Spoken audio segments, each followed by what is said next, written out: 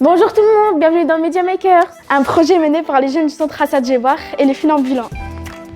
Des portraits en immersion dans le quotidien de 3 jeunes artistes de Roubaix et des alentours. Papis est avec nous aujourd'hui dans le quartier de l'Alma pour nous faire découvrir son univers artistique.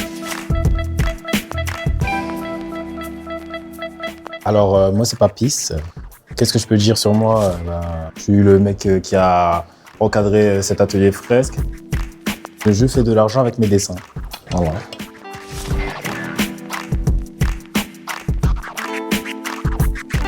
Là, on en revient à la petite enfance. En fait, j'avais 2 frères à moi qui dessinaient. Et je commençais à dessiner un peu comme la plupart des enfants de ma génération. Moi, je suis de 95. Et en fait, on dessinait des Dragon Ball Z et des Naruto. Et moi, en fait, je commençais en dessinant des cartes Dragon Ball et je me rappelle avoir beaucoup dessiné Sangoten Super Saiyan 1 quand j'étais petit. J'étais un enfant qui imaginait beaucoup aussi et je pense que le dessin, c'était une façon d'attraper cette imagination. Qu'est-ce qui m'a donné envie de devenir artiste? Eh bien, figure-toi que c'est bizarre, mais c'est pendant le Covid. À ce moment-là, j'étais un peu dégoûté du dessin.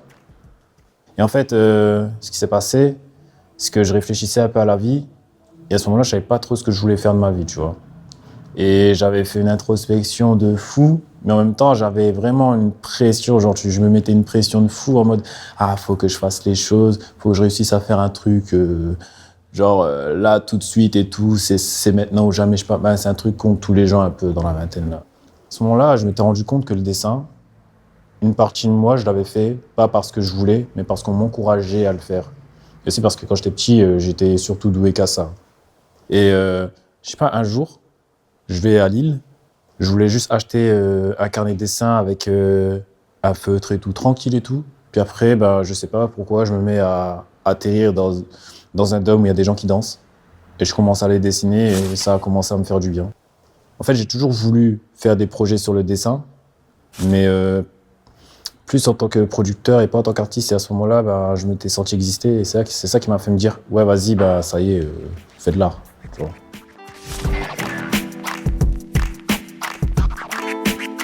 Je pense que ça se fait en plusieurs temps. Hein. Je me rappelle quand j'étais petit, j'avais fait un dessin et tout, plein de personnages, j'avais fait tourner à ma classe et genre, je disais « Ouais, signez si vous kiffez. » Ils avaient signé, tu vois. Maintenant, sur les réseaux, depuis 2020, j'ai commencé à me faire un compte Instagram et à faire des petites stories un peu où je fais des petites BD un peu décalées où je raconte des histoires un peu bêtes comme ça. Donc, en vrai, les réseaux, c'est un truc assez simple, je trouve. Quand tu sais utiliser, c'est un truc assez simple pour être en contact avec certaines personnes, surtout quand ils voient ce que tu as fait. Tu vois, c'est qui lui, guette le profil vite fait. Bon, tu vois, c'est magique. À un moment donné, je me suis mis à introduire un personnage qui a mes habits, tu vois, mais avec une tête de rat.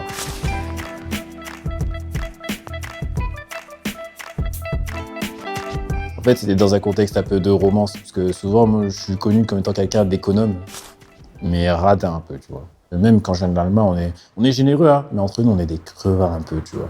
On a ce truc de, on veut acheter des choses gratuitement ou le moins cher possible, tu vois. La culture un peu de la hasse, t'as vu.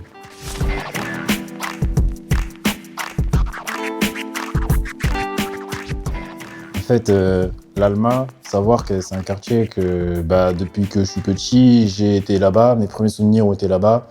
Et c'était un quartier assez chaleureux. Il y avait des jeux d'aventure que j'aimais bien parce que genre t'étais à des endroits différents. Et l'Alma, t'as un peu ce côté-là. Par exemple, t'as une partie qui s'appelle le secteur salle, où genre t'as les bâtiments un peu... t'as des bâtiments avec une certaine architecture. T'as la zone Archimède où t'as des bâtiments avec une architecture différente. T'as la cité rose avec des bâtiments roses carrément. T'as l'impression, en fait, à l'Alma, t'es dans plusieurs villes en même temps, tu vois. Et ça, c'était bien et ça m'inspire beaucoup dans mes trucs, tu vois. T'as l'impression que dans ton art, en fait, tu peux dire la même chose, mais d'une autre façon, tu vois.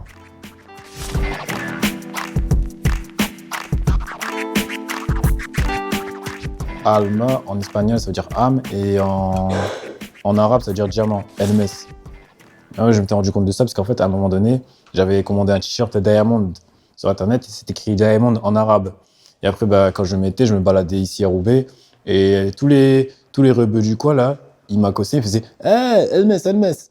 Je sais qu'à un moment donné, j'ai eu ce lien avec le mot Alma bien avant que je me lance artistiquement, par exemple dans mes études, où je savais que j'allais faire quelque chose de ce mot-là, tu vois.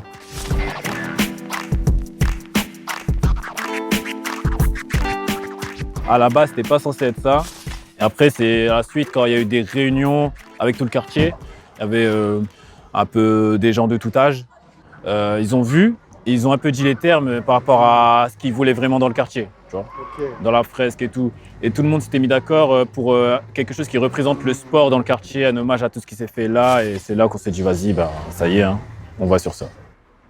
C'est une fresque qui raconte l'histoire de tous les clubs qui ont existé ici. On a eu un club de danse qui s'est fait dans cette salle, New Den Street. Un autre club de danse, Funkadelic Force, qui s'est fait avant New Den Street. Il y a HGSC qui était un club de badminton. Puis après, il y a eu Barbe d'Or qui est là. Je sais que j'ai découvert le foot avec Barbe d'Or et que j'ai connu la plupart de mes amis à travers ce club. Puis il y a le boxing club RBX qui existe toujours. L'idée avec cette fresque, c'était de rendre hommage à tous ces clubs qui ont aussi développé des sportifs de haut niveau.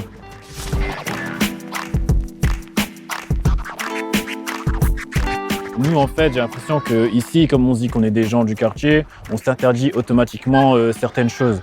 En mode, on se dit, ouais, bah, comme je suis un gars de quartier et tout, et que j'ai pas le diplôme ou que j'ai pas fait telle chose, bah, j'ai pas la capacité d'aller à certains endroits. Par exemple, j'ai des potes à moi aussi qui se sont interdits d'aller dans des musées, par exemple. Parce que, genre, ils sont en survêt et tout, ils se disent, c'est pas un lieu pour moi, tu vois. Ça, je trouve que c'est dommage. Parce que c'est ça aussi le souci, c'est qu'en fait, nous-mêmes, on n'est même pas forcément au courant de tout ce qu'on peut faire ici et de tous les dispositifs qu'il y a. Ils mettent beaucoup en avant, je trouve, le côté sport, études et tout. Mais quand il s'agit de la jeunesse, je trouve qu'il y a beaucoup de choses qui sont négligées. Par exemple, dans le fait de communiquer les événements culturels ici. Même l'Urbex Festival, il y en a, ils savent toujours pas ce que c'est, tu vois. Le Alma demain c'est nous, là, t'as vu? C'est une façon de dire... là, je m'adresse surtout aux plus jeunes, tu vois.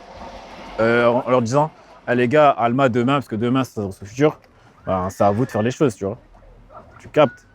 Bon, c'est ça. Et c'est aussi une référence à Ayam, le clip Demain, c'est loin.